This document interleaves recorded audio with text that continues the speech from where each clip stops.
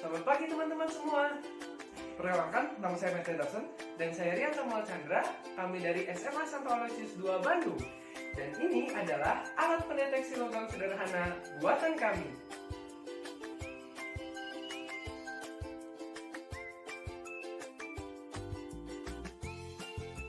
Pilkada ini.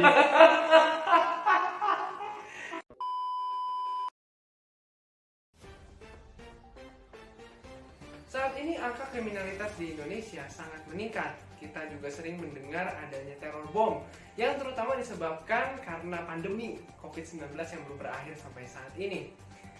Salah satu alat yang sedang dikembangkan adalah metal detector atau alat pendeteksi logam. Alat ini berfungsi untuk membantu manusia dalam menyelesaikan permasalahan yang berkaitan dengan logam. Sebagai contoh, perusahaan dibantu oleh tugas keamanan untuk memanfaatkan alat pendeteksi logam untuk mendeteksi keberadaan benda asing yang dibawa oleh orang yang akan memasuki gedung perusahaan. Angkatan militer memakai alat ini untuk mendeteksi keberadaan ranjau di medan perang.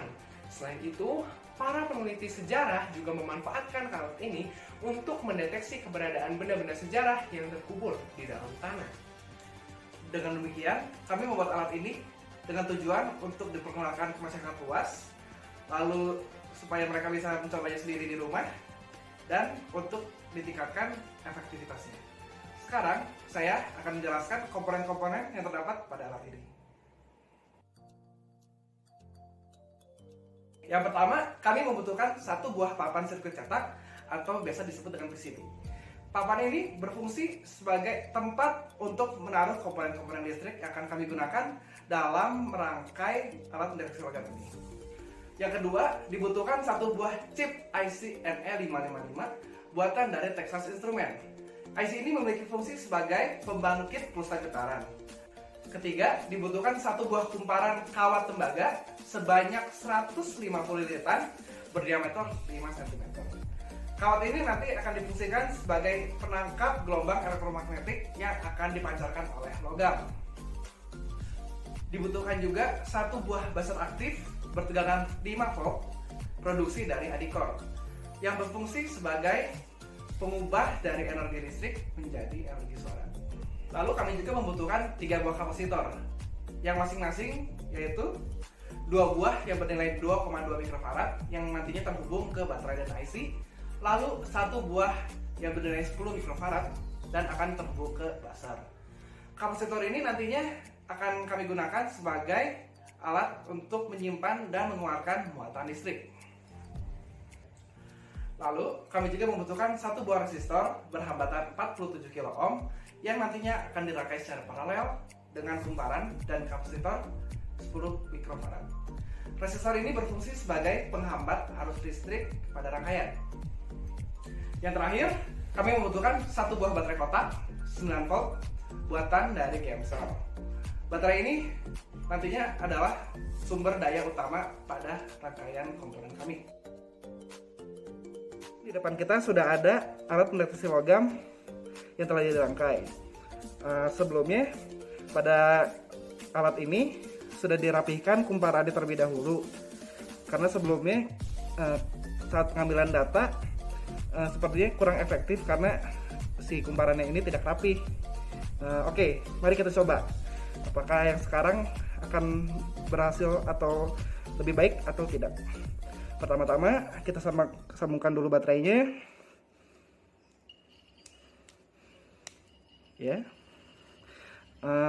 Alat yang pertama yang kita uji yaitu sendok stainless steel.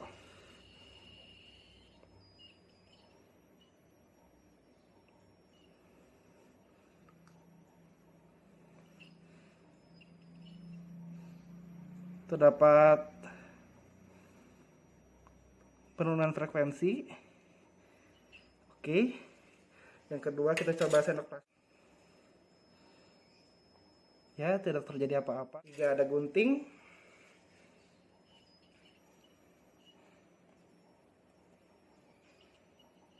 Lalu selanjutnya ada peluru mainan yang terbuat dari karet, ya, tidak ada perubahan.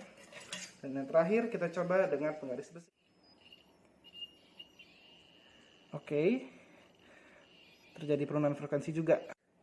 Nah, sekarang di depan kita sudah ada alat yang sudah dibuat variasinya, yaitu mengganti kapasitor pertama yang tadinya bernilai 2,2 mikrofarad menjadi 4,7 mikrofarad. Sekarang kita akan buktikan hasilnya dengan pengukuran. Pertama kita hubungkan terlebih dahulu baterainya. Nah, bisa dilihat frekuensinya menjadi jauh lebih rendah dari yang sebelumnya. Nah, yang pertama kita akan mencoba dengan sendok.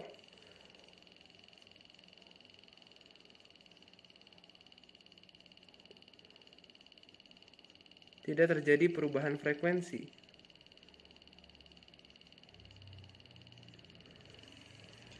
Kemudian yang berikutnya adalah gunting.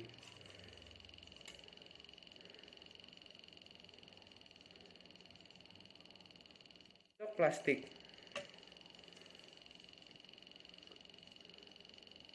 Peluru mainan. Penggaris besi.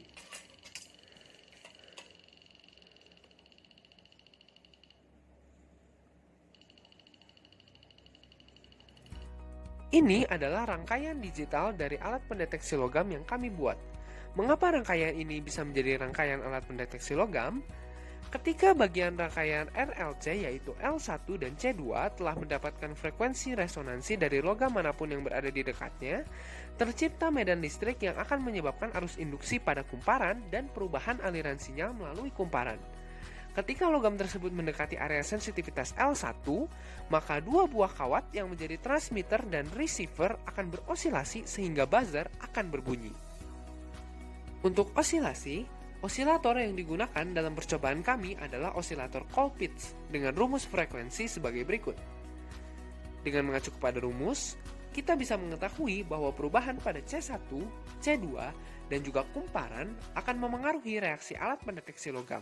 Setelah melakukan pengujian dengan 3 variasi alat, kami mendapatkan data dalam bentuk tabel yang bisa dibuat grafik sebagai berikut.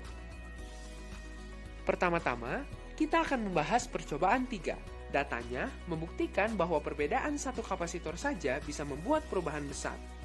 Frekuensi dasar yang tadinya cenderung tinggi, 5000 Hz ke atas, menjadi cenderung rendah, yaitu hanya 1000 Hz lebih. Namun, aplikasi uji tidak bisa mendeteksi adanya perubahan frekuensi ketika bahan logam didekatkan ke alat. Meskipun demikian, telinga kita masih bisa mendengar perbedaan jumlah pulsa getaran yang dihasilkan buzzer dalam satuan waktu tertentu.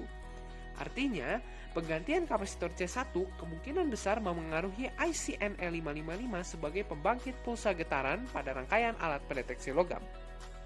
Saat lilitan kumparan tidak rapi, yaitu pada percobaan 1, frekuensi dasar yang terdeteksi oleh aplikasi uji terus menurun sedikit demi sedikit dalam waktu yang lumayan cepat. Hal ini mungkin disebabkan oleh penurunan daya baterai saat dipakai. Setelah menguji 5 benda, didapatkan hasil frekuensi yang paling rendah adalah milik sendok stainless steel. Tetapi dari sini, kita belum bisa menarik kesimpulan apapun, karena frekuensi yang ditampilkan belum stabil. Setelah lilitan pada kumparan dibuat rapi, yaitu pada percobaan 2, diperoleh data bahwa frekuensi dasar yang terdeteksi oleh aplikasi uji jauh lebih stabil dari percobaan sebelumnya. Hal ini mungkin disebabkan karena lilitan kumparan lebih merata pada bidang lilit sehingga gelombang yang ditangkap oleh kumparan juga lebih merata. Dengan tegangan baterai yang memang sudah menurun, data-data yang diperoleh dalam pengujian 5 benda bisa dianggap memiliki rata-rata nilai frekuensi yang kurang lebih mirip dengan percobaan 1. Saat ini, kita mulai bisa menyimpulkan bahwa memang ada perbedaan frekuensi pada saat sendok stainless steel, penggaris besi, dan gunting besi diuji pada alat, meskipun mereka sama-sama termasuk logam. Kita juga mulai bisa mengamati bahwa perbedaan kelogaman memengaruhi reaksi alat pendeteksi logam sederhana. Perubahan frekuensi paling besar tetap dimiliki oleh sendok stainless steel. Artinya, kerapian kumparan tidak terlalu berpengaruh pada kesimpulan logam atau tidaknya suatu benda, tetapi hanya membuat daya baterai habis dengan cepat.